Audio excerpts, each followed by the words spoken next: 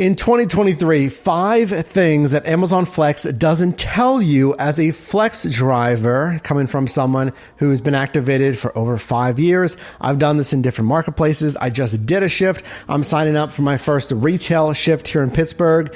And these are also updated for 2023. If you want to see last year's list, I'll have it pinned for you down below. Number 1, unlike most every side hustle app, think about it. Like, all right, think about food delivery apps, grocery, other parcel apps, rideshare, and other niches. Like, you can sign up, you do the background check, it's going to clear between 1 to 5 business days, and you link your bank account and you're good. You're good to go. But on Amazon Flex, there's no open signups. They're only recruiting in specific cities. So if you miss out, and actually at the time of filming this, there's not a lot of cities that they're actively recruiting for Flex drivers, then you have to join the wait list. And let me tell you something, if you do have to join a wait list, sometimes Grubhub might have a wait list for whatever reason, but these wait lists or join lists, I think they call it, can take some time. Well, if you manage to get signed up and you're going to put your info in, you put your vehicle in, your vehicle might not qualify. In fact, if you have a small vehicle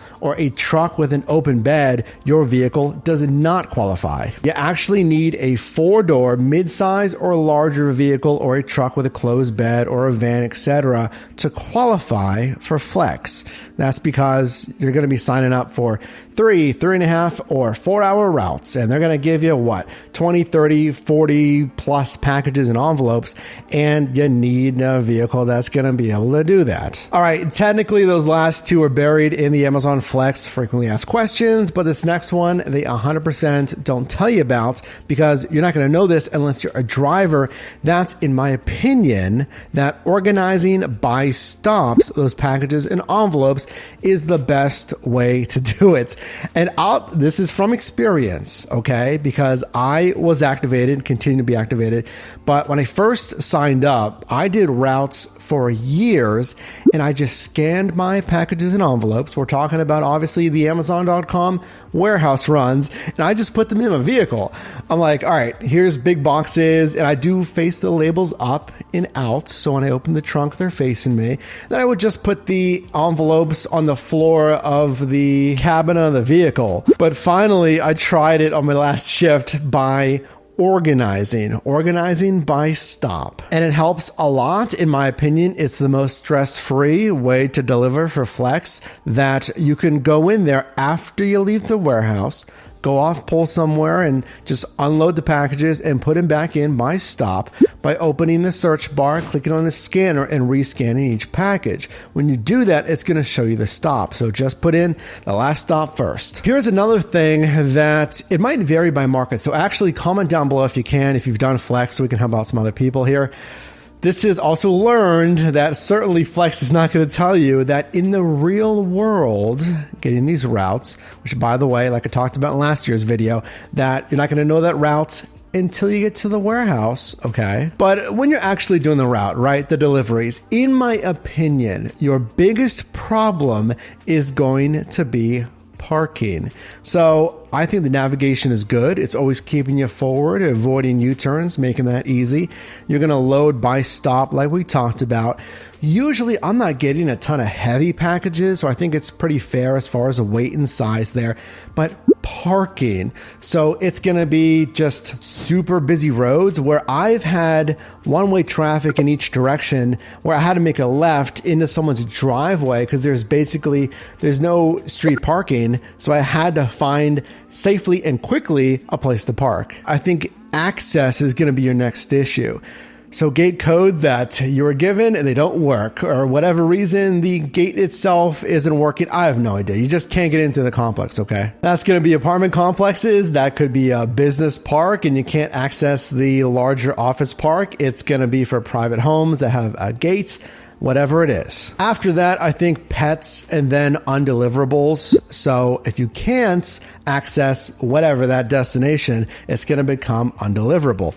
After, of course, you try to contact the customer, that's going to eat up more time, of course, but then it's undeliverable. You're going to have to return it to the warehouse, unfortunately. Yeah, so when you get to that warehouse, you basically never want the downtown run. And I got a downtown run in San Diego, California when I was out there. If you want to talk about parking, that is another real curveball. Because think about it. With rideshare, food delivery, grocery on Shipt and Instacart, you can clearly choose where you want to work. I don't want this run, or I'm going to pick up only at this Target because I don't want to go downtown. With Flex, you literally don't know until you get there. And number 5, super simple, but super effective. So I've talked about this before. So you're using your personal vehicle, right? You're not an actual employee at W2, like the DSP drivers that have the Amazon vans, right? You're using your personal vehicle. So if you're delivering, let's say, especially in the evening, think about your marketplace. Think how this would fly. Let me know. But you're pulling up in the evening, let's say, in this unmarked personal vehicle, and this random person gets out and approaches someone's home with maybe a box. Maybe they can see that. You need something that adds to the credibility. Amazon even says their labeled vest, the Amazon Flex vest, adds to your credibility as a driver. And I 100% agree with that. I think it hugely adds to your credibility when you're pulling up in a random vehicle. Sure, they're expecting a package, but a lot of the times they're not expecting a random person in literally a random vehicle to deliver their Amazon order. And if you didn't know, Amazon says this, that those vests are available for free at the warehouses. And they might have just a generic like yellow or orange. Take it. It is required to have a vest, at least at the warehouse there.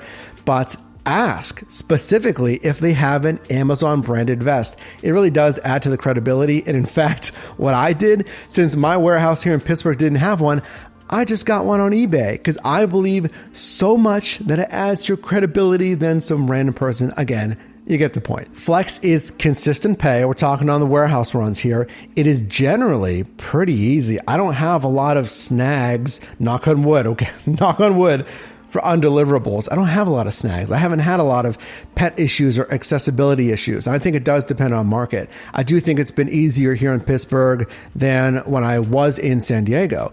But I still like Flex here in 2023. If you want consistent hourly pay, and then some different segments also have tips. The warehouse runs don't have tips. But there is ambiguity, remember that, with the route that we're talking about and route optimization there. But I like to use Flex if I want something that really is, again, predictable and a set it and forget it. Because I'm locked in for, again, 3 to 4 hours there, and I can really relax. I mean, given it's not pouring rain here in Pittsburgh, but it's pretty easy and it's pretty enjoyable. The pay, there's more strategies that go into that. We have a whole playlist for you on how to maximize pay on Flex.